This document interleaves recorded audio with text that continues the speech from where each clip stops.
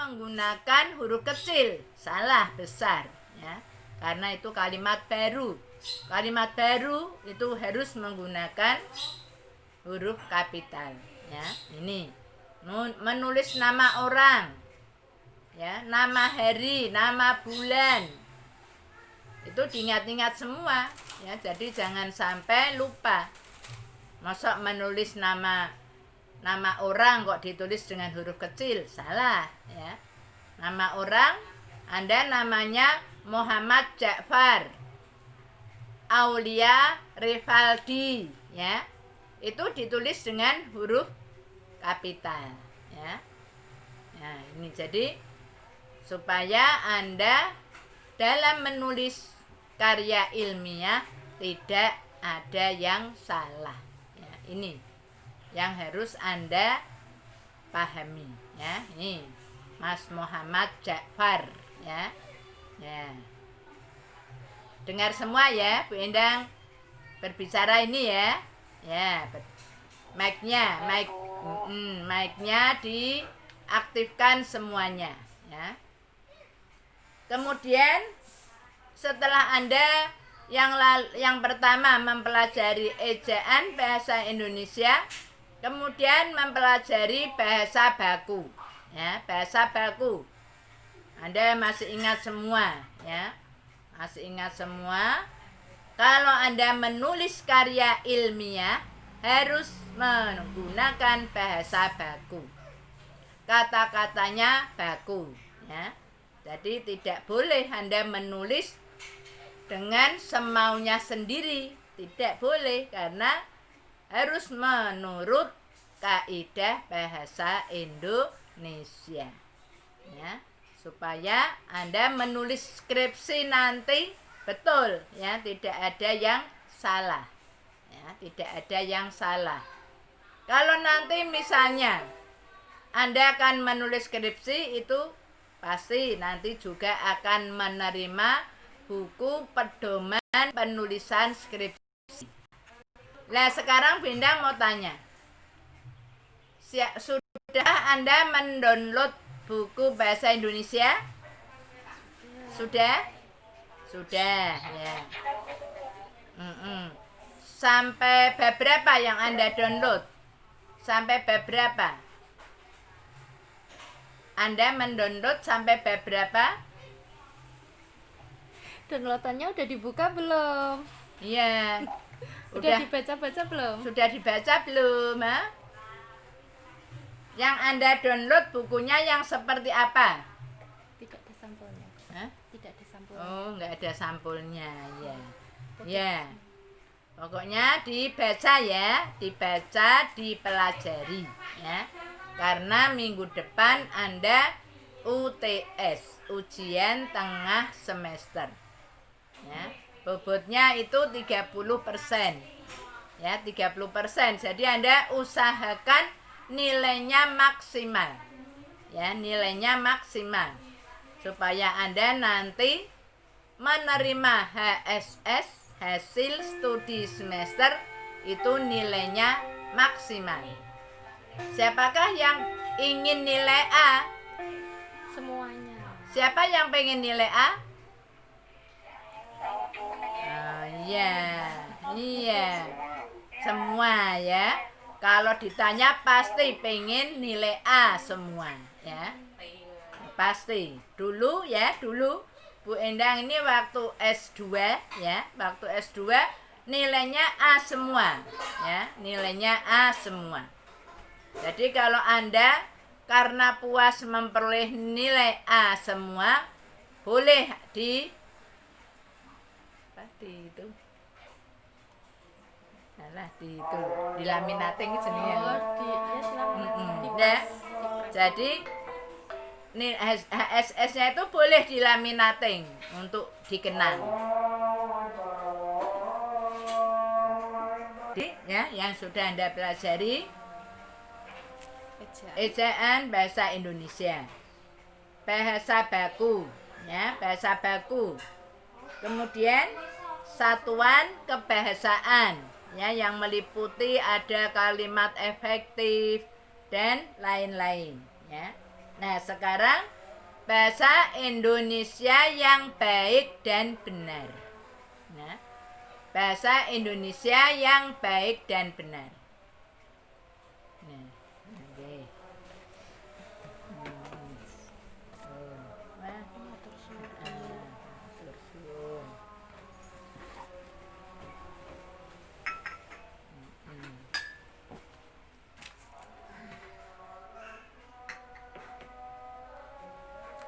Ya, bahasa Indonesia yang baik dan benar.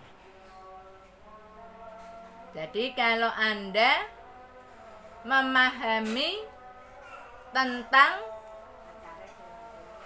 ejaan bahasa Indonesia yang baik dan benar ini, kalau Anda berkomunikasi, Anda menulis karya ilmiah, ya, jelas menggunakan bahasa Indonesia yang baik dan benar, identik dengan bahasa baku, ya, identik dengan bahasa baku. Jadi situasinya resmi, ya, kemudian Anda menggunakan kaidah bahasa Indonesia. Jadi itu yang dimaksud bahwa Anda memahami bahasa Indonesia yang baik dan benar. Pasti dalam situasi resmi, ya. Pasti dalam situasi resmi. Karena Anda menulis karya ilmiah tidak boleh menggunakan kata gimana kamu, ya, tidak boleh. Jadi Anda harus menggunakan kata bagaimana, ya. Sudah saya bilangin. Nah, bilangin tidak boleh, ya. Jadi Anda mengatakan saya sudah mengatakan, ya. Jadi bukan bilangin, karena bilangin termasuk kata yang tidak baku, ya. Karena apa? Karena Anda menulis menulis skripsi, menulis karya ilmiah, makalah, itu termasuk situasi resmi. Jadi Anda harus menggunakan bahasa Indonesia yang baik dan benar, ya. Nah, juga Anda harus masih ingat dengan kaidah bahasa Indonesia, ya, harus ingat. Jadi kalau misalnya Anda menulis kalimat beberapa mahasiswa yang ikut kuliah bahasa Indonesia, salah, ya, salah.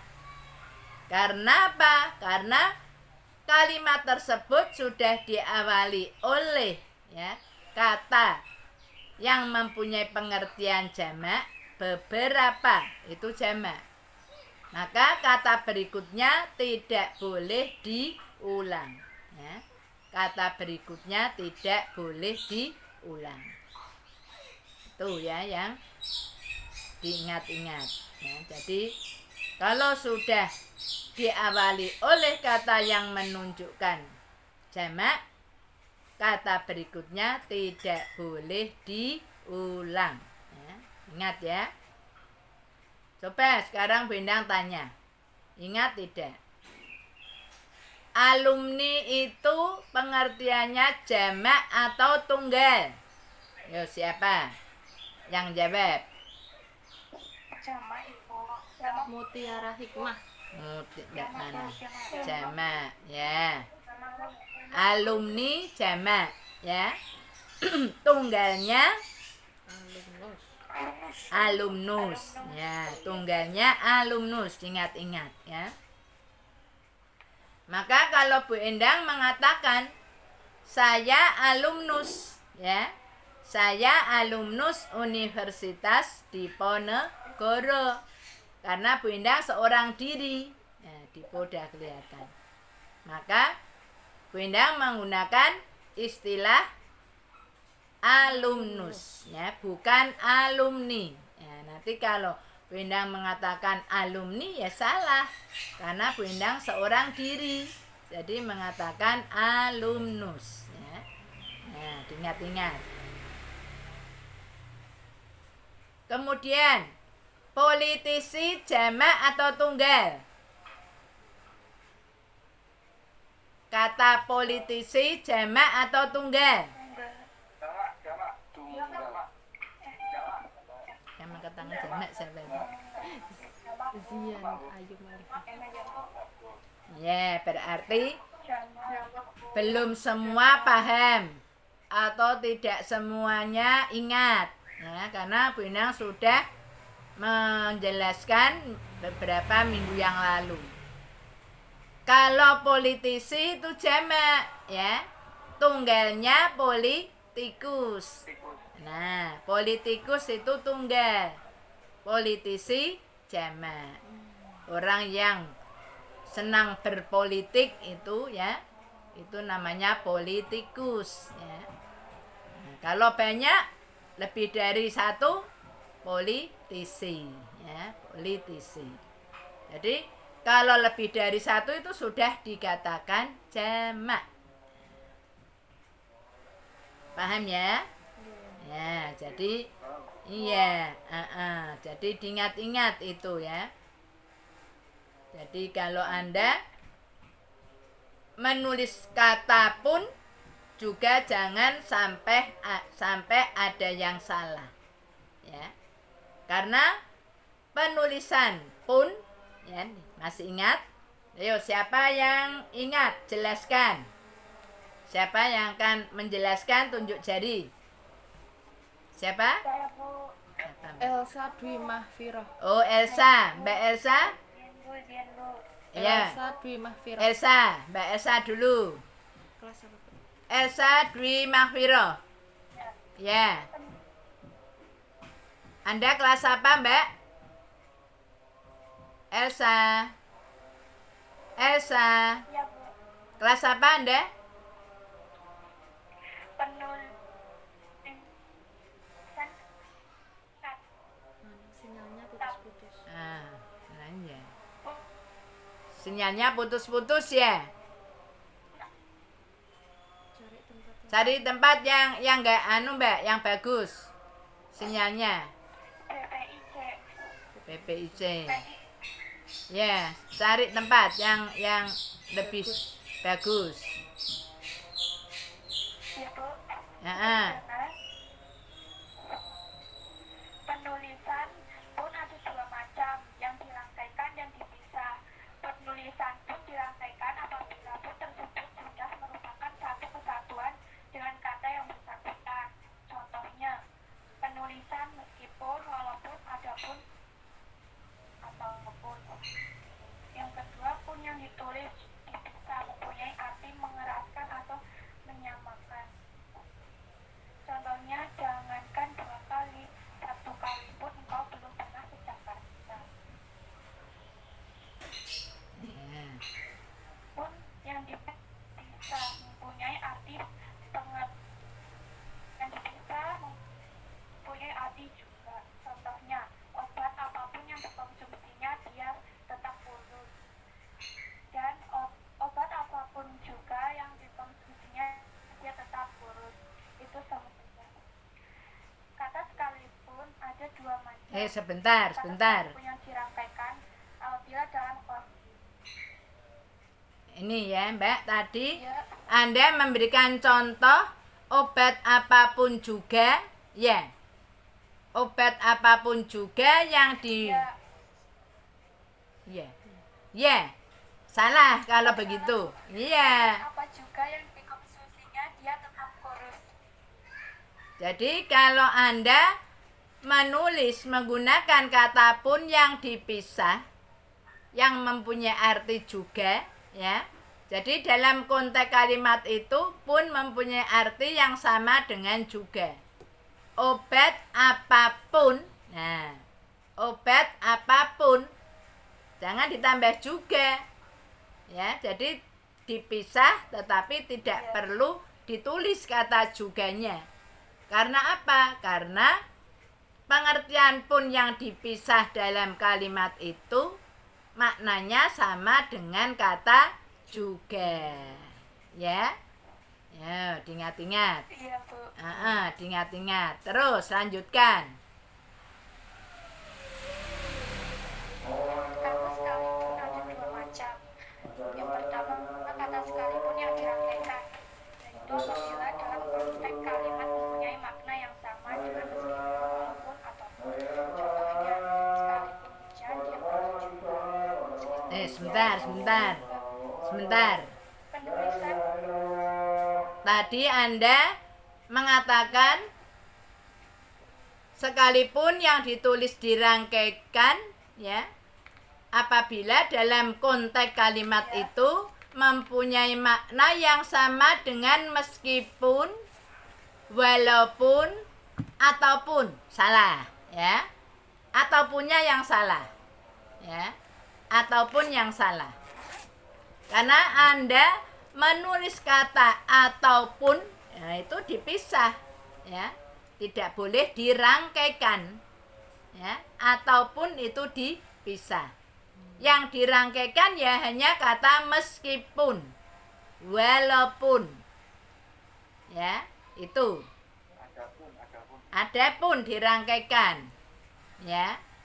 Adapun dirangkaikan maupun dirangkaikan, ya. Tetapi ataupun dipisah, ya, dipisah. Ya. Yuk diulang. Ayo Mbak Elsa, diulang. kata sekalipun yang dirangkaikan apabila Mbak, dalam tunjuk. konteks Udah minum. kalimat mempunyai makna yang sama dengan meskipun, walaupun, adapun. Contoh, sekalipun hujan dia pergi juga. Penulisan kata sekalipun yang dipisah apabila dalam konteks kalimat kata sekalipun tadi mempunyai makna yang sama dengan meskipun sekali, walaupun sekali. Contoh, sekalipun saya belum pernah pergi ke Jakarta. Meskipun sekali saya belum pernah pergi ke Jakarta. Ya. Oke. Ya, betul ya, Mbak Elsa. Apa ini? Kelas BP. BPI ya? BPIC. BPIC. Ya. BPIC itu berarti dakwah ya. Oke. Ya. Jadi itu penting sekali, ya. Jadi yang namanya bahasa Indonesia yang baik dan benar itu penting sekali saat Anda dalam situasi resmi, ya. Situasi resmi Anda menulis, berkomunikasi harus menggunakan bahasa Indonesia yang baik dan benar, ya. Itu ingat-ingat. Tapi kalau dalam situasi santai tidak perlu, ya, tidak perlu. Karena kalau Anda misalnya dalam situasi santai kok menggunakan bahasa Indonesia yang baik dan benar, malah ditertawakan oleh orang, ya. Contohnya, ya. Nah, contohnya Anda berada di pasar, ya. Anda berada di pasar belanja. Bertanya kepada si penjual sayur, "Bu, berapakah harga sayur bayam ini satu ikat?" Nah, ya. Yang mendengar pun akan tertawa, akan menoleh semua, ya. Siapakah gerangan yang mengucapkan kalimat yang seindah itu di pasar, ya? Nah, jadi diingat-ingat. Kalau situasi santai tidak perlu menggunakan bahasa Indonesia yang baik dan benar. Paham ya? Paham ya? Paham ya? Nih. Mas Dipo ya, Dipo. Muhammad Ja'far. Yo. Ini yang kelas MD ya. Kelas MD mana Mbak Maulidia? Mana Mbak Maulidia? Hadir? Mana? Ya, Bu. Oh ya. Oh, ada Tika-nya ya. Tika Maulidia. Ya. Iya, Bu. Ya. Ya. Jadi diingat-ingat ya.